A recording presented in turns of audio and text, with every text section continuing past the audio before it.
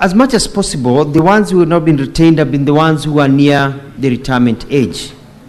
But if there are others who do not fit and maybe cannot be held, because you cannot expect a company to just keep somebody and that person is not productive, because then you go back to the same cycle of failed organizations. They are being paid their full pension, they are being paid their salaries, they're actually being paid money to cover up for the amount of time they are supposed to have worked. So, in lieu of their work time. So, for example, if you are released at the age of 40 and you are supposed to work up to the age of 15, you are compensated for the time that you have been let go. So, it's basically you are being paid in advance for work that you will not do. So, we had already factored that in part of the agreement to make sure that nobody is let out and then they wallow into poverty. So, at times, it is unfortunate that some people will get the golden handshake, marry a second and third wife, a fourth wife, buy a big car, or go on holiday, as happens all over the country, and so they squander the money very quickly. One of the processes that we have done is, in terms of reskilling, is allowing some of these people who are out there who would like to come back to NITA and the TVETs to get new skills and get back to work. But they were not set out with nothing. They were let out with enough money to be able to live comfortably. I submit. Senator Boni.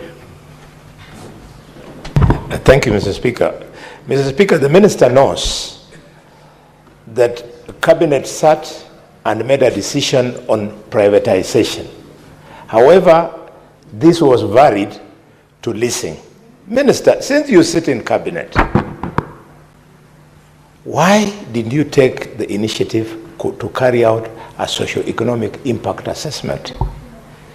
You have now visited our people, families running into millions of Kenyans with challenges that must be addressed by the government. Why didn't you take the initiative? Senator for Nairobi City County. Speaker, I used to hear this thing called all-of-government approach shouted from podiums. I'm surprised that the CS in his response is actually telling us that we directed the questions to the wrong ministry, that we should have looked for the CS for Treasury, who were involved directly. Because he sits in cabinet, I think he should supply some of the answers to the questions that we are raising. CS, you have a responsibility as a government to protect your people, to find employment for them. And those that you found in employment, to try and sustain them in employment for as long as possible, because they are breadwinners for their families. When you allow private entities, such as these lessees, to be the ones to exclusively determine who they need to continue working or not, you are abdicating your responsibility. How is it possible, CS, that the government has no role whatsoever in making those determinations in order to protect its own people? Thank you, Honorable Speaker. Senator for Tana River County, the Honorable Mungatana. Thank you, Mr. Speaker. Mr. Speaker, listening to the minister, he gave a figure of 1,743 people affected in these redundancies. And the senator who was asking this question was specific about Chemilil, Muhoroni, and Miwani sugar companies. Mr. Speaker, what this Senate wants to know is whether there was full compliance of Section 40 of the Employment Act.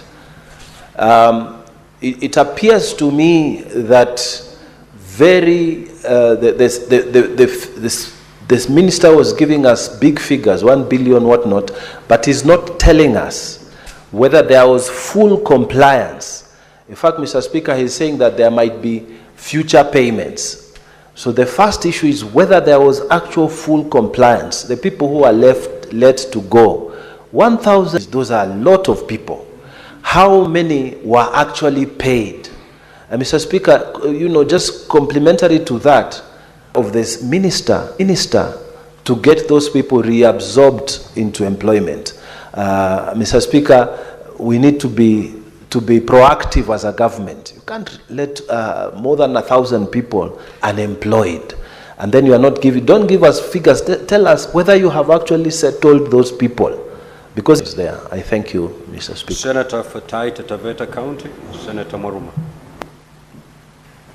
Yeah, thank you, Mr. Speaker. Mr. CS would want to know if the employees would be paid before they leave and how much it would be, or they would be paid after. In fact, the CS should give us a list of how much each will get, because he has indicated that if you are 30 years and you're supposed to work maybe up to 60 years, then you'll be paid for the rest of the time that you're supposed to work. So how much will each person get as severance allowance? Number two, if they're not paid before they leave, we have an instance where medical workers were eased off in 2000. Up to now, they have not received their severance allowance. I know some of them have died. Some of them are sickly now. They are quite old. An auntie of mine was working for Ministry of Health. Up to now, they have not been paid. So we want to know how much each should earn, when they would be paid, and in fact, they should enjoy their salaries before they are eased off, or and when they get their lump sum, that is the time when they can be let to go. Thank you, Mr. Speaker. Senator for Nandi County, the Honorable Chiranke. Thank you, Mr. Speaker, sir.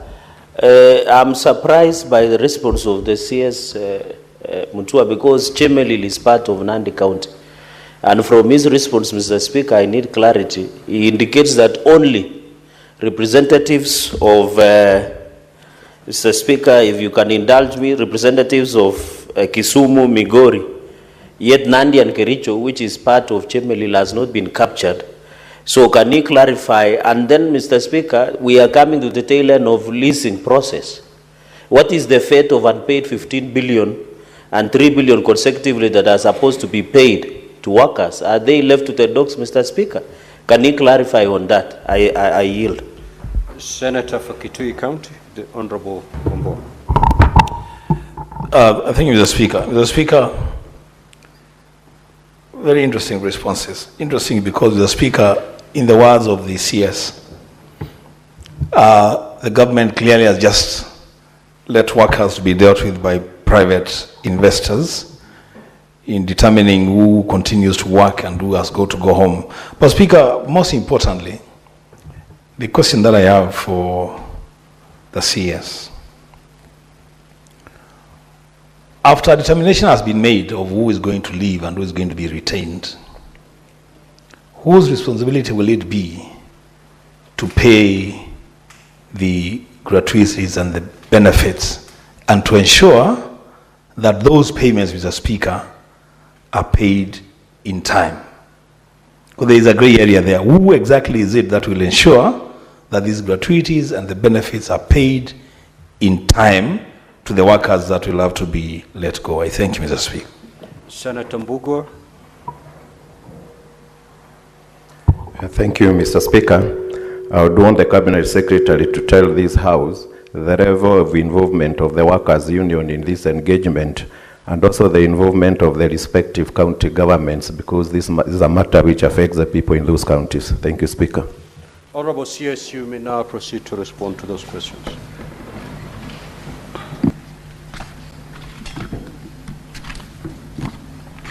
Thank you, Mr. Speaker, sir, and thank you, members, for those very good questions. It is important to note, going for the first question about non-retained staff and the question about their salaries and the community. Oh no, I answered that one. Sorry, Senator Boni Alwale is asking about the socio-economic study that was done.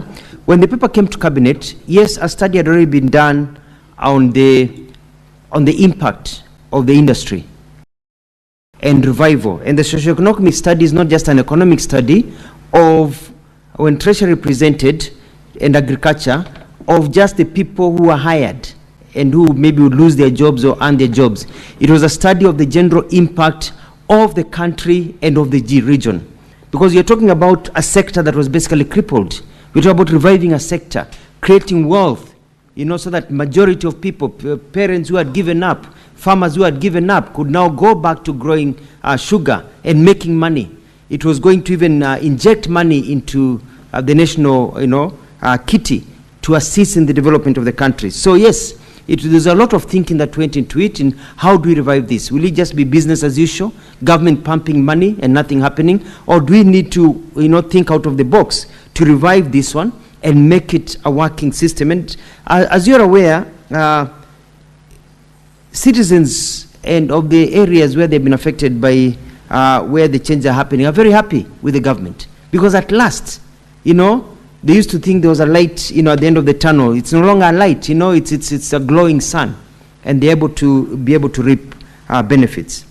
There's a question that was asked by a senator from Nairobi about, yes, it's a whole of government approach, definitely. It's important to note this, because I've seen it being repeated severally. It's important to note that, and I think some members may have walked in just after I did my introduction, so they were not aware of this. It's not everyone who is being sent home. According to an agreement between the workers and the government, only 20% is the maximum number of people to be sent home. As I have indicated, even one of the companies that bought one of the factories did not send home anybody. They rehired everybody who wanted to be rehired 100%. So the agreement has been, you come in as an investor, you are only allowed to send home 20%, so that also you can also retain people and also have a chance to employ people who can be of valuable to your work. But then we also say that anybody who is not being retained, and even the ones who are working, continue working, will be paid by the government of Kenya all their redundancies that they have not been paid for many years. Some of them have not been paid for years. They are living on borrowed money. They will be paid all their monies. They will be paid all their dues. The ones who are going away will even be paid for work that they should have been doing, but now they will not be doing because they have been sent out. So that brings me to the third question by Honorable Mungatana, talking about the 1,743 affected.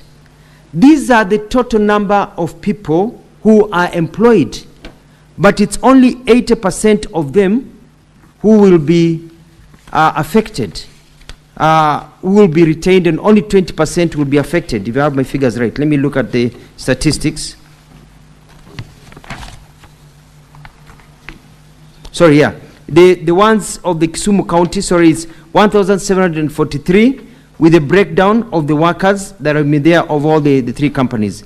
But the point that we are making is this, is that all of the ones that are being sent home or not being retained, they are all being paid their dues, and they're all being paid in lieu of service as per their contracts.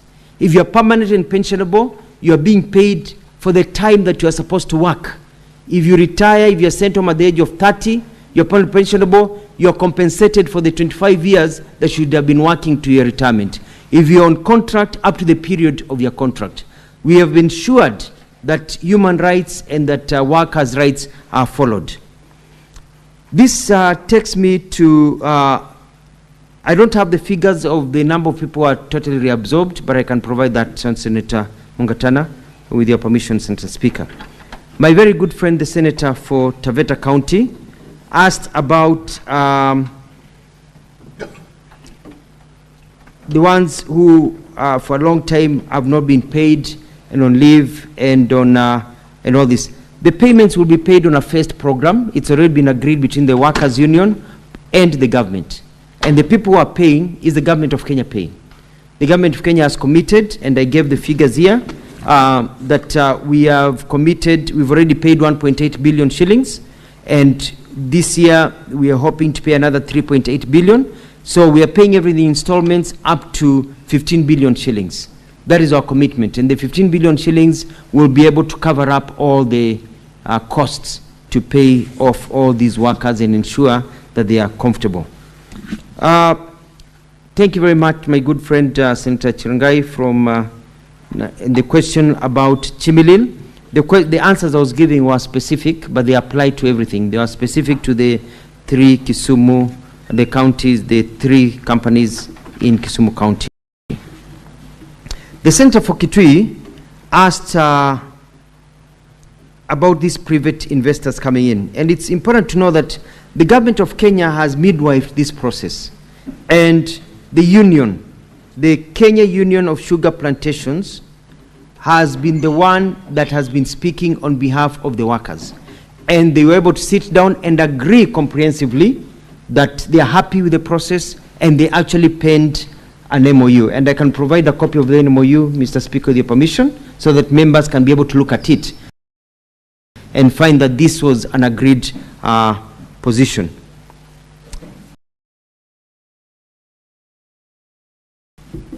I think I have answered any that has yet to be answered. It's because it's been answered.